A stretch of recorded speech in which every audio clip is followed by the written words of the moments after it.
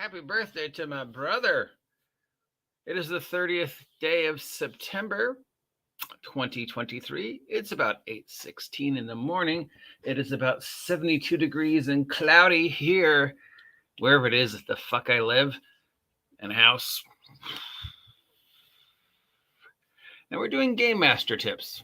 Beginner Game Master Tips. Why are we doing Beginner Game Master Tips? Because the hobby is 50 years old. And there's people, who might be like, oh, I've always heard about this thing and it's celebrating its 50th anniversary. Maybe I should check it out. Now, at this point, I don't think I'm giving anybody advice they haven't heard before. And chances are the most of you that are listening to the sound of my voice have been doing this for a while. And yet, every time I toss one of these out there, every now and then somebody just goes, oh, thanks, I didn't know that. Even if people who've been doing it for a while go, oh, yeah, thanks, I didn't know that. So maybe I can offer a little insight. Now, this being the 50th anniversary of the hobby, obviously one certain game is going to get way more attention than any of the others. You're going to hear a lot about Dungeons and Dragons. In fact, you probably already have. Dungeons and Dragons has the equivalent of a, McDonald's level of advertisement and brand recognition, at least here in the States. So we're going to go through some stuff and see maybe D&D is the best system for you, but maybe it isn't. Okay. Now, we live in America, and in America, Dungeons and Dragons is the top game. I don't know why. You would think, considering what is so media culturally prevalent in our society, that people would be more interested in other styles of games. But for some reason, fantasy medieval D&D is the most popular, and it has the biggest advertising engine behind it, at least here in the States. Now, the rest of the world, because there is more to the world than the United States, where games are played, D&D is not the most popular one. It's usually number 3 on a lot of other places. Technically, Call of Cthulhu would be number 1, because it's huge in Asia, it's huge in China, it's huge in Japan, and those, both of those places have populations that dwarf the United States. So technically, Call of Cthulhu is number 1. But D&D is McDonald's. It has the best resources behind it, and especially now, you're going to hear a lot of 50th anniversary Dungeons and Dragons. Dungeons and Dragons emulates a very specific style of fantasy, which is interesting because, again, the style of fantasy most people associate with is not the D&D style of fantasy. D&D is what's known as, well, for the longest time, it could have been referred to as pulp fantasy. The current edition, I don't know what you would call it, super heroic fantasy, maybe. But all the previous editions, with the exception of 4th, but 4th is its own little thing, I sort of tried to emulate Hollywood medieval, or I don't know, you'd call it, pulp fantasy. How would I describe pulp fantasy?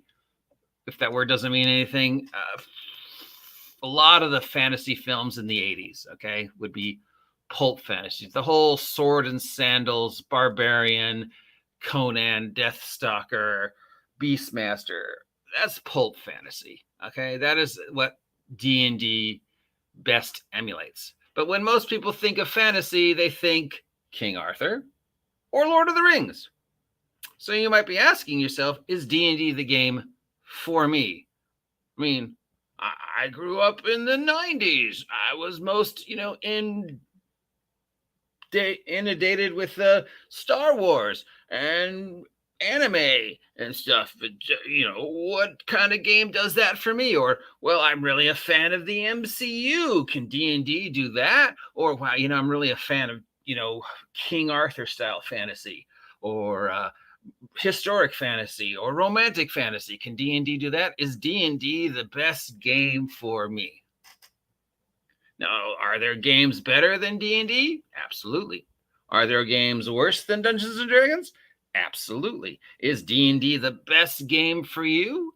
I don't know. What you need to understand, beginning game master, is despite what some people will try and lead you to believe, it's not the only game. I think is what I'm trying to get to here in a roundabout way, in my usual addle-brained I haven't had caffeine yet, Way. It's not the only game. It's McDonald's. It's the most recognized. But it's not the best game. And it's not the only game. And it might not be the game that tells the story you want to tell. And remember, if there's anything I'm trying to educate you with these DM tips of mine, it's find your own voice, right? That's sort of been the theme of all of these since I started doing them this month. Find your own voice. Don't listen to me. Don't listen to any of those other people. Give yourself the permission to experiment. Give yourself the permission to research. Give yourself the permission to look at other things. Give yourself the permission to explore the thousands of genres and titles that are out there to find the one that best fits the story you want to tell. Because maybe Dungeons and Dragons won't let you tell that epic space fantasy you wanted to tell. Maybe there's other system there where I assure you, boys and girls, that if you can think of it, a role-playing game has been made about it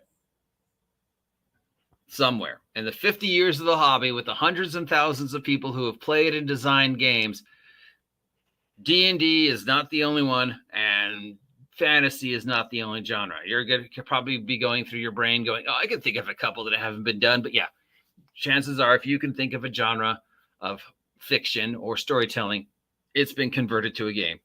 Maybe that game never caught on, but it's out there. And just so you're assure you, sports, there are sports role-playing games. There are professional wrestling role-playing games. There's a two baseball role-playing games that I can think of. There's a soccer role-playing game. Okay, so they're out there. You want to tell King Arthur type fantasy? That's your fantasy. There are multiple games that are dedicated to emulating. God, I love that word. Emulating a King Arthur style fantasy that isn't the one that D&D. You want to do Star Wars? There's 3 different official Star Wars games and tons of games out there that do space. You want to do superheroes? There's tons of superhero games out there that all capture a different style of superheroes. You want to do Old West? Maybe you like the Westerns. There's Western role-playing games out there. You want to do auto racing? There's an auto racing role-playing game. Post-apocalypse Mad Max? Yes. Post-apocalypse Teenage Mutant Ninja Turtles? Yes. Underwater. A game all about living underwater and surviving underwater. There's a game about that. A game where you get to play animals. Multiple games. In fact, one of the very first role-playing games that came out was called Creeks and Crawdads. Guess what you played in that game? Crawdads. There's also a game based upon the Watership Down series called Bunnies and Burrows. Guess what you played in Bunnies and Burrows?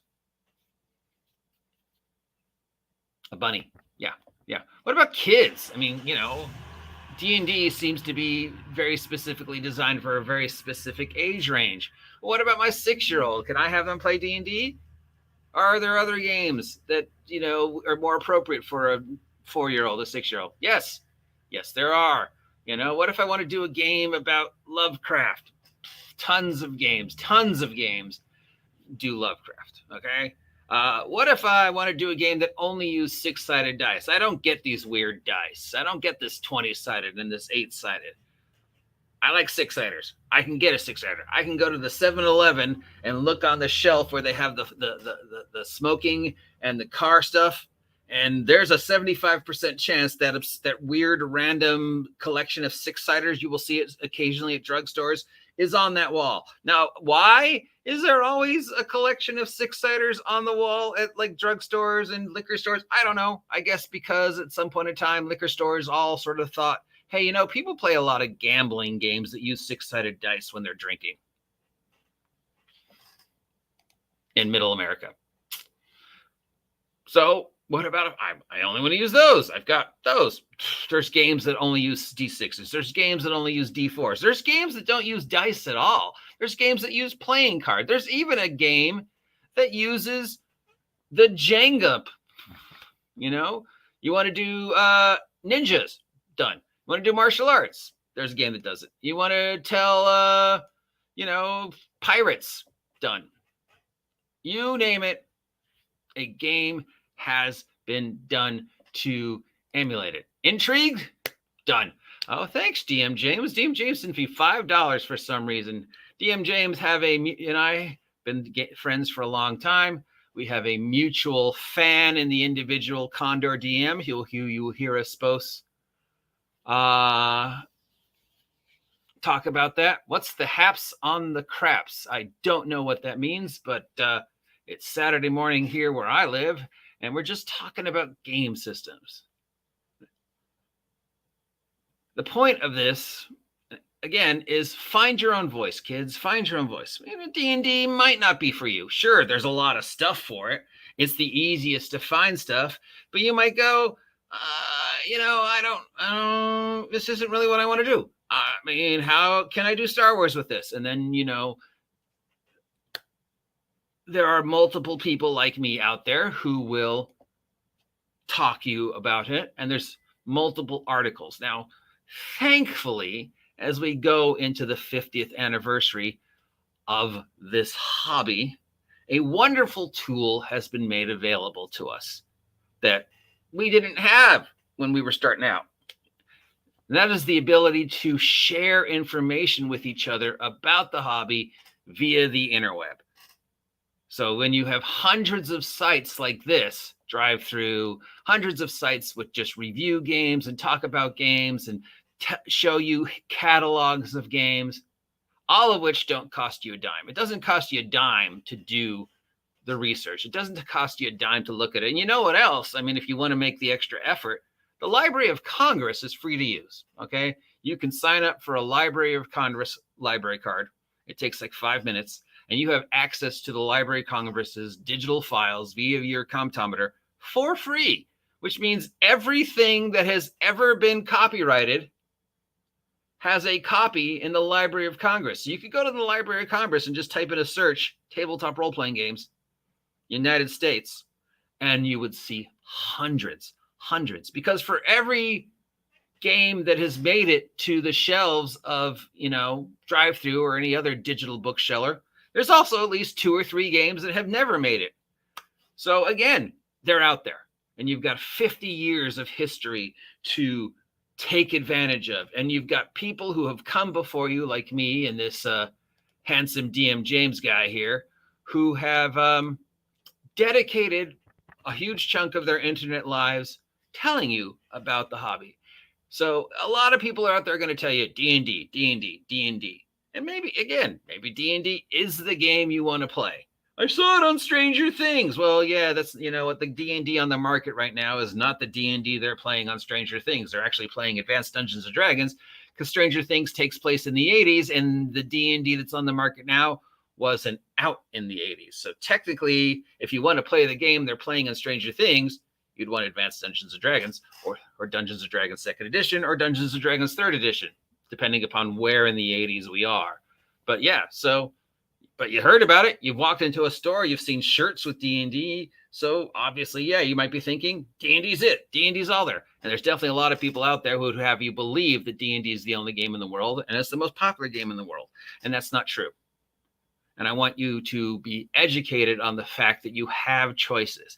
And the story you want to tell that you've maybe been wanting to tell as a game master, as a writer, might not be halflings and wizards fighting monsters.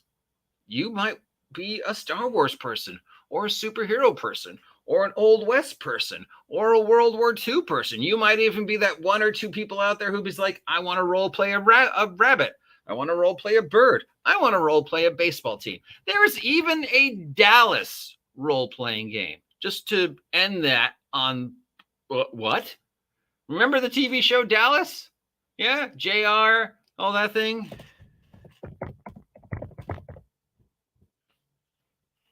For reasons nobody understood, there is a Dallas role-playing game. You don't believe me? I assure you, my friends, I could not make this up. Why is there a Dallas role-playing game? We don't know. Is it actually a role-playing game? No, it's more of a board game with characters, but it exists. So even if you think, oh, my favorite genre of fiction or my favorite genre of storytelling or even my favorite thing in the world has not been turned into a game, so it's not for me. If they made a Dallas role-playing game, then chances are whatever your thing is, there's a game out there. And it could range from simple, innocent, comfy, cozy Studio Ghibli role-playing game to Dungeons and Dragons, the comfy middle standard role-playing game, all the way to really obscure, bizarre, sometimes even disgusting habits. Chances are there's a game out there that speaks to you. So again, find your own voice. Do the research and take advantage of all the other people who've done the work for you. You're at a point in time in the hobby where you can be lazy. Articles, thousands and thousands of articles have been written. So all you have to do is go read those. Hundreds and hundreds of people like myself are on every day pontificating about one game or another. Just enter a search topic in YouTube and chances are there's somebody talking about it. Even something bizarrely obscure like Creeks and Crawdads. Chances are there's somebody out there talking about Creeks and Crawdads. So the work has been done for you. The research has been done for you. It is an amazing time to get into the hobby because you have access to the internet. You have free access to the Library of Consorts. You have access to hundreds of people like me and DM James and other people who don't do anything but talk about the hobby. So find your own voice. Ask yourself the question, what story do I want to tell? And is there a system out there that will let me tell my story? Even if your story is, I really want to run a game about sandwich making. Nobody's ever written that game. Chances are, yes, they have. That is my GM tip for the day. Hopefully you'll appreciate these. If you do, let me know. If you don't, let me know. Thanks, DM James, for the $5 and dropping by. I appreciate it. And we will talk to you all later today. Have a great weekend and happy birthday to my brother. See you all later.